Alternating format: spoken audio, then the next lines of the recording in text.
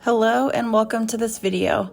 I'm Amanda. I am a hand embroidery artist and I run this YouTube channel and an embroidery blog focused around teaching others how to embroider and inspire you to create something cool. In this video, I wanted to share my newest embroidery pattern that I just completed a few days ago and released.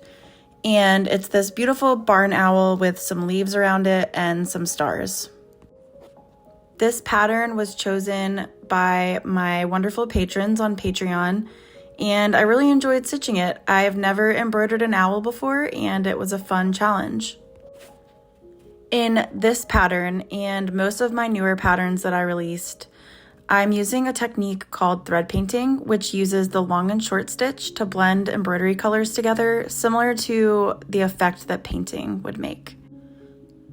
It can also be called needle painting, and it's a little bit more intricate than some modern surface embroidery because you usually use only one strand of embroidery floss and it takes a lot more time. I don't really think that thread painting is necessarily an advanced technique, as I think that complete beginners are able to learn this skill. I think it's just a little bit daunting sometimes because of the time commitment and complexity of a design that you follow.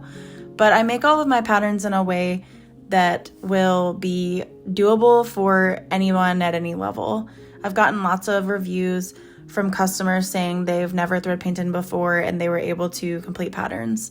So if you're interested in this pattern and you don't have any experience, I write them in a very easy to follow way and enjoyable way. I'll leave a link below in the description of this video if you're interested in trying your hand at this pattern. I have it on my Patreon for January's pattern of the month, and I also have it on my Etsy. And if you get it on Patreon, you'll basically get a few dollars of a discount, and you'll continue to get monthly patterns moving forward. Anyways, I hope that you enjoy the rest of this video, and I will see you soon.